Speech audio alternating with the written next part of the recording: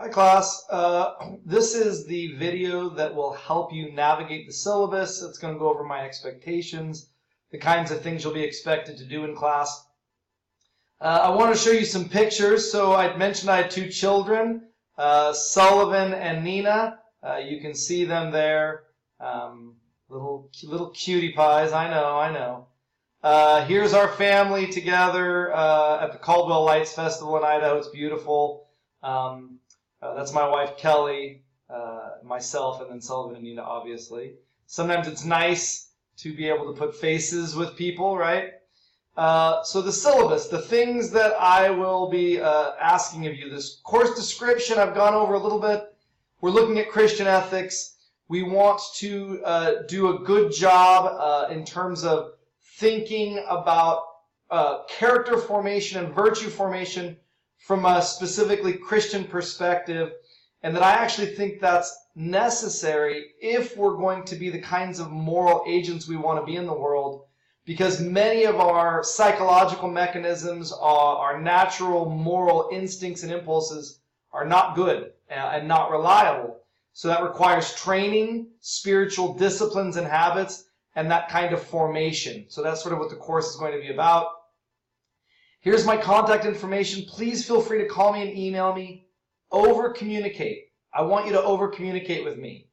Don't let a week go by where you're sick, things have gotten out of control at your ministry, whatever might be happening. Don't tell me after the fact.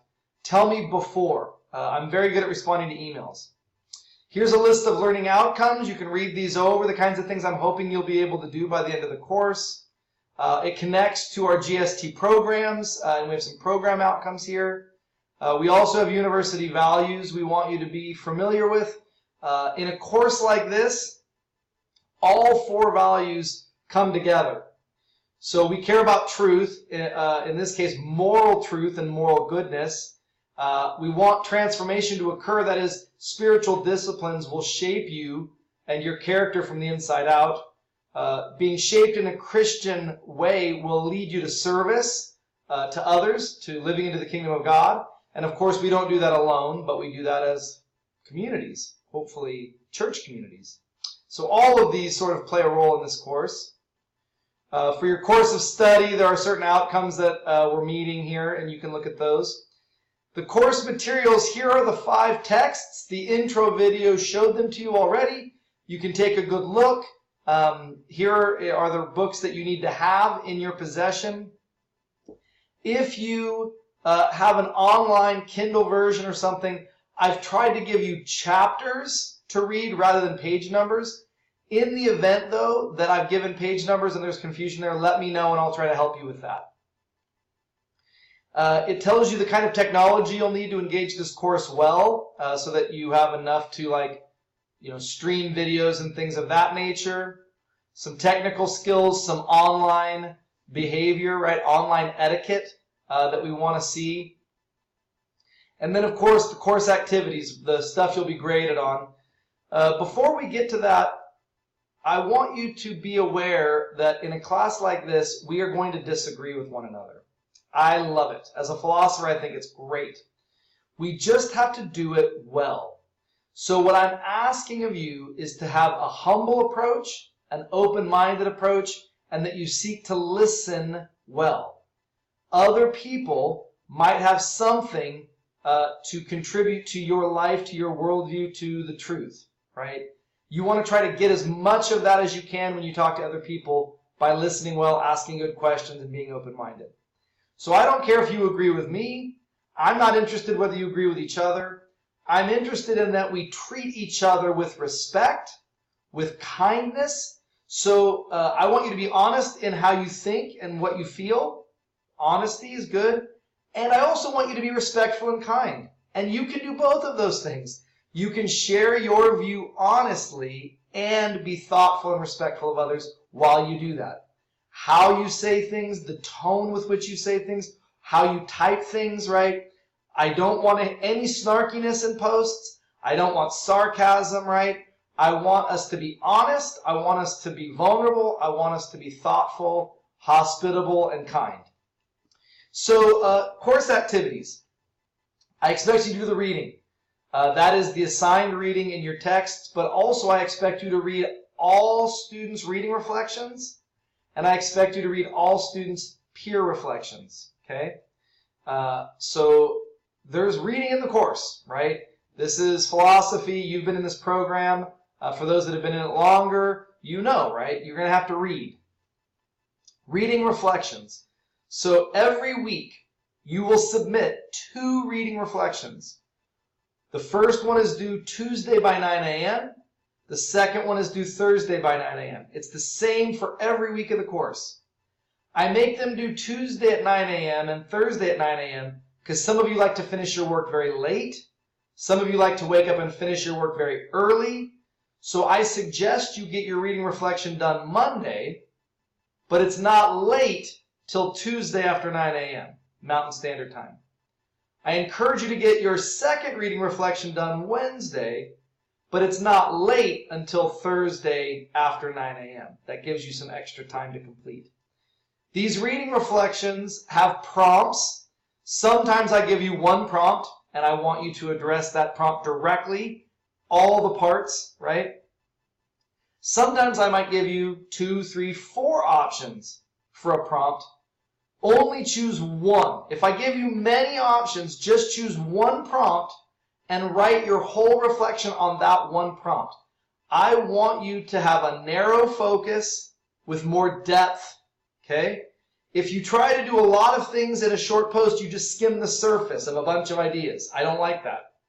Narrow the scope like a laser beam so that you can add depth, right? More words dedicated to a smaller subject matter. So choose one prompt when I give you options, focus there. I want to see you represent the author's views accurately. I expect to see you give short quotes from the reading, unpack it with your own words, give examples from the text. I want to see that you did the reading and that you can explain the author's views. Okay? That's 70% of the post should be that. 30% of the post, approximately, is you giving your assessment, your critical assessment. You're saying, you know, here are the questions I have for this author. Here's where I really thought the author was right. Here's why. Here's an example from my own ministry or my own life, right? And you're elaborating with your own voice. Or, here are places where I think maybe the author got it wrong, or they didn't say enough, or it was too limited in its scope, and you're giving me some of your feedback, your own thoughts, right? I'd like to see both of those elements, explaining the views of the author and hearing your own voice in those reading reflections. You can see the length between 450, 500 words. I take word limits very seriously.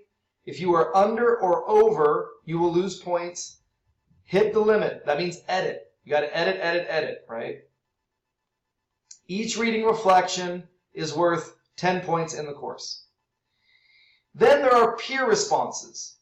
So reading reflections get submitted Tuesday by 9 a.m. I expect you to read over the reading reflections of other students, and then you're going to choose 2 of those reflections, 2 different students, and you're going to respond to their reading reflection. You're going to hit reply. I want you to title your peer response, right? And then I want you to give a thoughtful response. Not just like, hey, great job, or I didn't like that.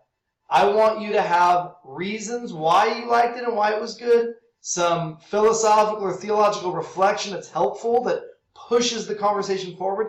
Ask tough questions or insightful questions of the student to get the dialogue going. I want to see that you put some time and thought into these peer responses. The first peer response is due Wednesday before 9 a.m. Mountain Standard Time. The second peer response is due Friday by 9 a.m. Mountain Standard Time. It's the same every week. Again, I'm just trying to give you a little extra time. Ideally, your peer reflections would be finished on Tuesday, but you have till Wednesday at 9. Ideally, your second peer response would be turned in on Thursday, but you have until Friday, 9 a.m. You can see the word length right here, 175 to 200 words in length. Again, you can respond to many students, and I encourage you to respond to many students and keep that good dialogue going. You are required to provide 2 peer responses every week. 1 response to Reading Reflection 1 and 1 response to Reading Reflection 2. So 2 peer responses for the whole week. Those are the ones I want you to title peer response.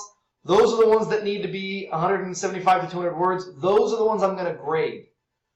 You might do 2 peer responses, but you might have 15 other responses to students on the discussion board. That's great. That would be awesome.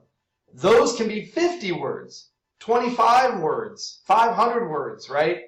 I'm not going to grade every response. I'm only going to grade the ones where you title it peer response and you hit those word limits, right? That's what I'm looking for in terms of to grade you. Every peer response is worth 5 points. So you can see that here. You will also be required to produce 6 journal entries.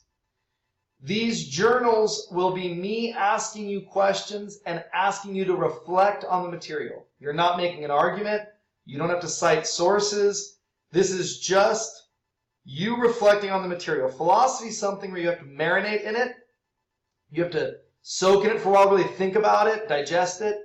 And so I'm going to force you to reflect during these morality journals. If you write well, grammar, etc., and I can tell that you're taking it seriously and really reflecting, then you're going to get full credit. If it's sloppily written, if you don't hit the word limits, if it's turned in late, if there's not much reflection, then you won't. You can see I want these journal entries to be between 300 and 400 words in length. There will be 6 of them throughout the course of this 8 weeks. Each of them is worth 10 points, right? So don't sleep on that. Critical assessment papers, or CAP papers. These are the big papers in the class. There is no final project. I do not give 1 large paper at the end. Instead, I collect 5 critical assessment papers throughout the semester. These papers need to be well written, well thought through. It would help if you used outside books from other courses in this program, online sources, other things that can give a kind of academic robustness to some of this. Each CAP paper will have a prompt. It will be clear. It will be specific. I want you to address the prompt directly in these CAP papers. Again, make sure you narrow that focus. Don't try to do too much in a short period of time. Narrow the focus and really make sure that you do 2 things. 2 things well. 1, you explain the ideas of the author or authors well. That's going to be like 50% of the CAP paper. Here is Jonathan Haidt's argument about the elephant and the rider, and you unpack it. You give examples from the text. You give some quotes. Then the next 50%, approximately, is you giving your critical assessment of the argument made, giving your own examples from your own life, looking at other research and others to make a clear point in that critical assessment paper. What has Haidt gotten right and why, or what has Haidt gotten wrong and why? Don't try to give me 3 or 4 different arguments. Just make 1 clear, salient point in that second 50% of the paper. 1 good argument, that's what I'm hoping for. Maybe 2. You don't have enough time to give a bunch of arguments. You'll skim the surface. You won't go deep. Don't give me a bunch of different arguments. Give me 1 good argument, maybe 2. But also make sure that you don't ignore the argument. Sometimes students will give me 90% of the paper is describing the reading and the argument from the reading, and they give almost no time to their own voice. Don't do that. Give a lot of time. 50% approximately of the paper should be your critical assessment. You can see I want these papers to be 1,150 to 1,350 words. Use proper citation. I'm not picky about the style. Do you use MLA, APA, Chicago, Turabian? I'm not particularly picky. I want you to choose a professional citation style and use that consistently throughout the paper. These cap papers are, a big part of your grade. So I have provided a separate video on Canvas that deals just with these cap papers. The whole thing is just about these cap papers, the do's, the don'ts, what I want, the specific instructions I'm giving you. So please watch that video before you start cap papers. There's also a rubric on Canvas. It shows you what I'm going to be grading these cap papers on. Please look over that rubric before you write your cap papers. I've also given you 2 exemplary cap papers, 2 examples of A-level work on cap papers. Those are also on Canvas. So before you write that first paper, watch the cap instructional video, look at the rubric, and take a look at those exemplar papers to see what I'm looking for. If you scroll down, you can see that I want,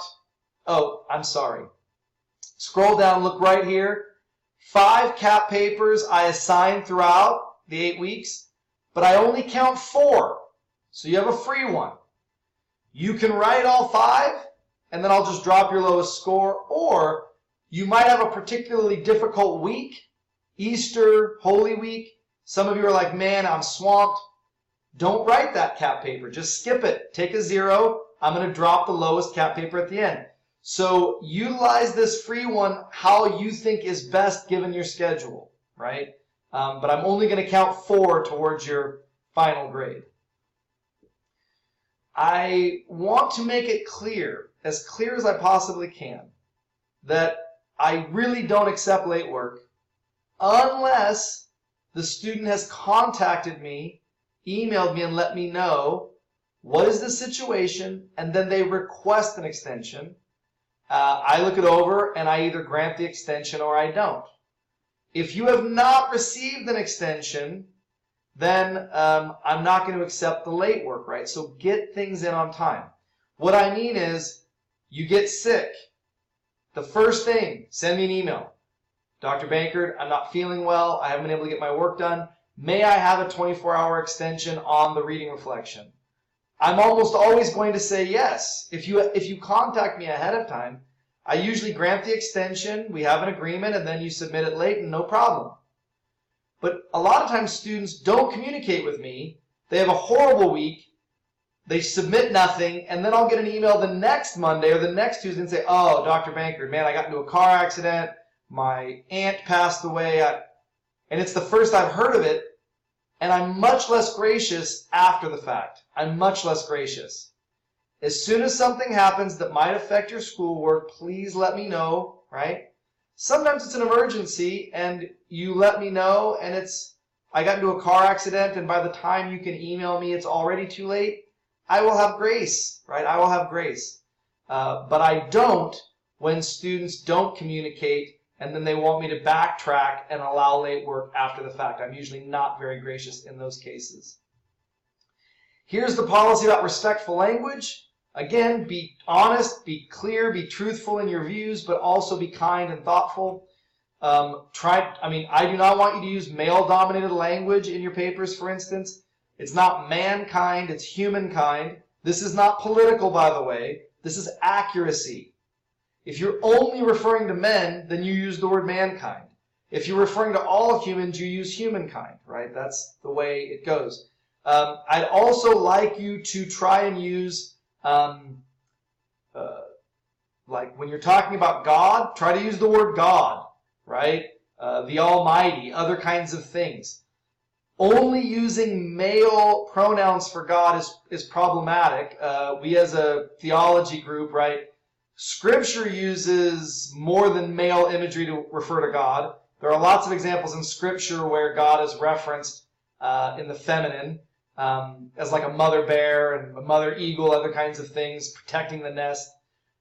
Scripture is pretty good. Jesus talks about himself as a mother hen gathering her chicks as he wants to gather the disciples. Lots of different imagery used for God, so we're trying to be more neutral. I'm not going to ding you if you use he for God, right? You won't get dinged on a paper for that. But I want you to be thoughtful about how we reference God. In the Christian tradition, we do not believe that God has a body.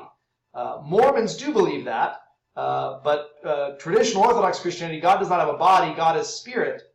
Without a body, the language we use for God is metaphorical, right?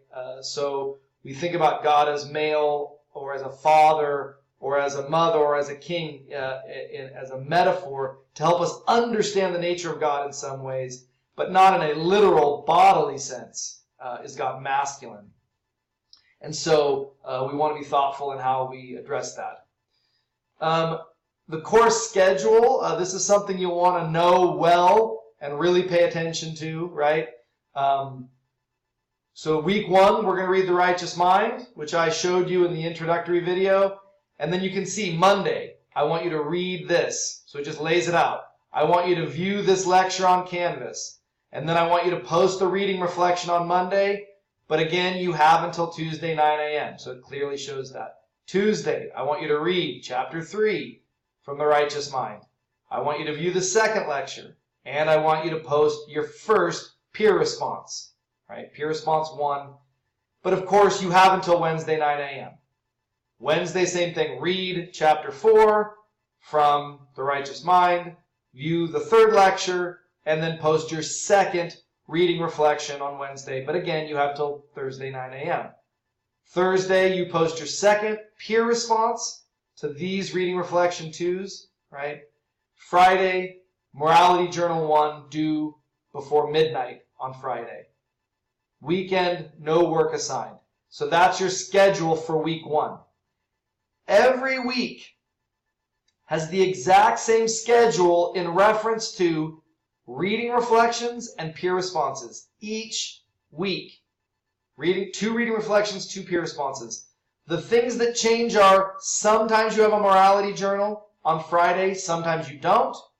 Sometimes you have a CAP paper due on Sunday, sometimes you don't. I know Sundays can be tough for some of you. Turn your CAP papers in on Saturday. But you have until Sunday midnight to finish. Then you have week 2. We're covering moral psychology again with The Righteous Mind. Now we're reading chapter 7 on Monday, chapter 8 on Tuesday, etc. And then it has when you post your reading reflections, all of that. The discussion boards, the prompts, all of that are on Canvas, and they should be able to help you. You can see, again, CAP papers are due Sundays before midnight, right? If you have any questions about the syllabus, about how you will be graded, about my feedback, please let me know. Please don't hesitate.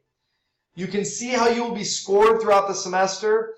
Their reading reflection peer responses equal 30 points a week, right? Each reading reflection is worth 10.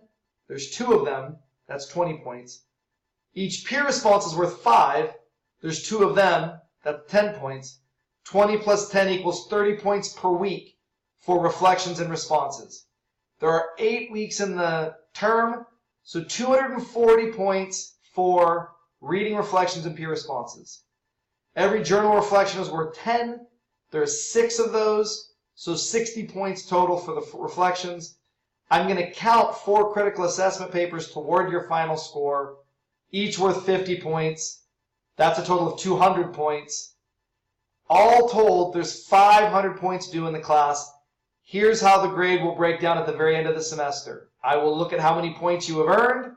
I will go directly to this grading chart here, and you will get a grade assigned based on the points you've earned. Again, you can see my late work policy.